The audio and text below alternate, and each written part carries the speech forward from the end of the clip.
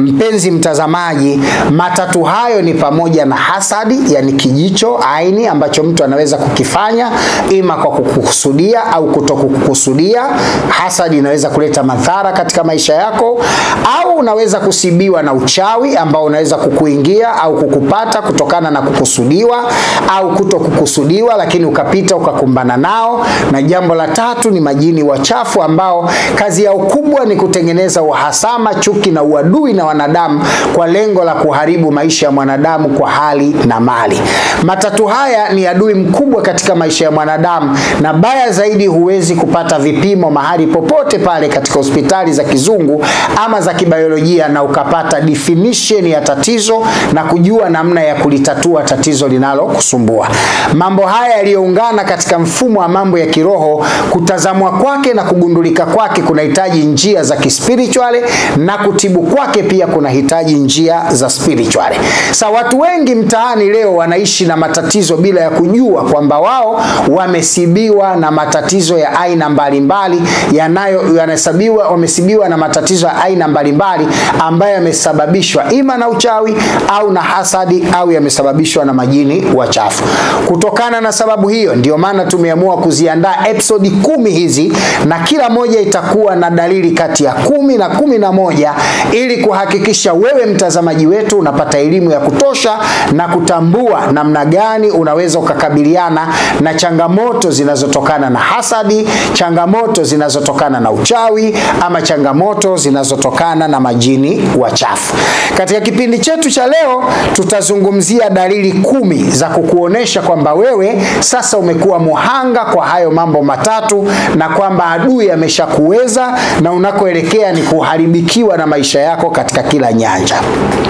Mpenzi mtazamaji, dalili ya kwanza katika hizo inabebwa na ndoto.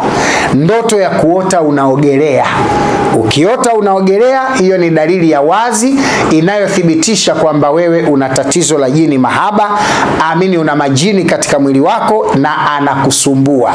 Ukiota ndoto unaogelea, hiyo ni dalili kwamba kuna jini mchafu anakaa katika mwili wako, anakuathiri mwili wako na anauharibu mwili wako. Kwa dalili ya kwanza ni kuota unaogelea. Dalili ya pili ni kuota unapigwa. Dalili ya pili ni kuota unapigwa.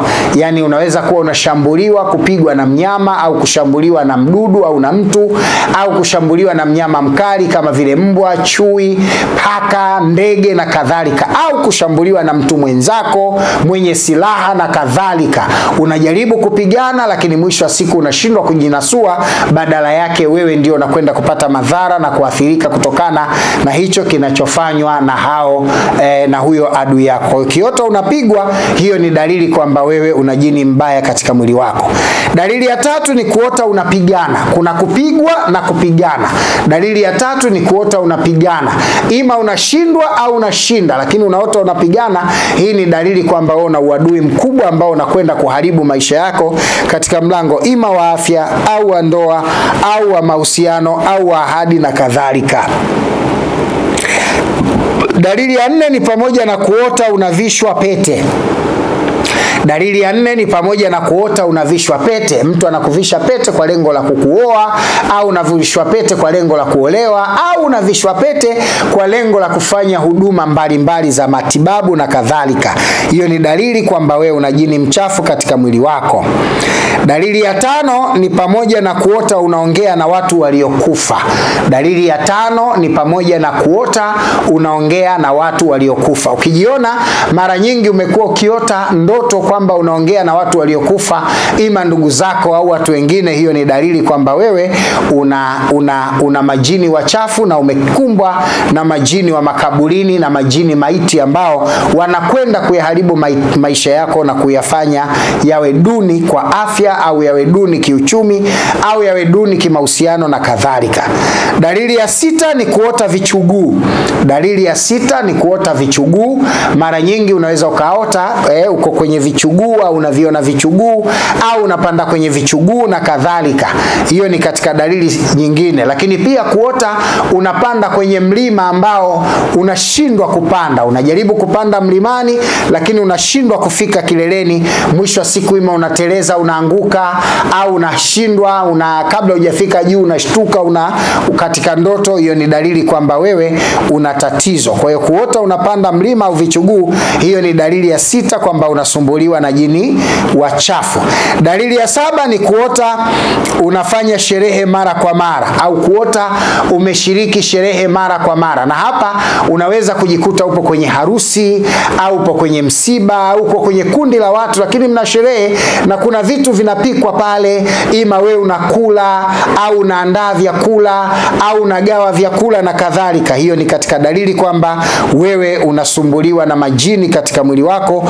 Kuota sherehe mara kwa mara ni dalili za jini mahaba, na wakati mwingine unaweza kuota hata unafungishwa ndoa au unafunga ndoa kwenye sherehe ya kuota kwamba unaota ndoto kwamba uko katika unafunga ndoa. Hiyo ni dalili pia, ni katika dalili mbaya. Dalili ya 8 ni pamoja na kuota unazikwa. Dalili ya 8 ni pamoja na kuota unazikwa au unafukiwa katika shimo. Hii ni dalili mbaya sana, kwa sababu mwisho wa siku unakwenda kufukiwa maisha yako na mustakabali wako wote wa maisha. Kwa hiyo kuota ndoto unazikwa au unafukiwa katika shimo, hiyo ni katika dalili mbaya, na hiyo ni katika dalili ya 8. Dalili ya 9 ni pamoja na kuota umekufa. Dalili ya 9 ni pamoja na kuota umekufa. Ukiwa unaota umekufa au unazikwa katika kaburi, hiyo ni katika ndoto mbaya, inaashiria ubaya. Ama kuota ndoto unazika ama unamzika mtu katika kaburi au unachimba kaburi, hiyo ni dalili nzuri. Kuota unachimba kaburi, hiyo ni dalili kwamba utajenga nyumba au utamiliki nyumba katika uhai wako. Lakini kuota unazikwa, hiyo ni katika dalili mbaya kabisa na ina athari kubwa katika maisha yako. Na kuota umekufa pia ni katika dalili ya kuonyesha kwamba utaharibikiwa maisha yako na kila kitu kitaharibika. Kwa hiyo kiota umekufa, unaenda kuzikwa, uko kwenye jeneza, hiyo ni katika dalili mbaya, au uko kwenye sanduku, hiyo ni katika dalili mbaya ya kuthibitisha kwamba wewe umefungwa na kuzikwa katika maisha yako, au umekufa, au maisha yako, mipango yako yote imeharibika na imekufa. Dalili ya 10 na ya mwisho ni pamoja na kuota unaona maiti au mafuvu ya vichwa wa marehemu. Ni kuona maiti au mafuvu ya vichwa wa marehemu.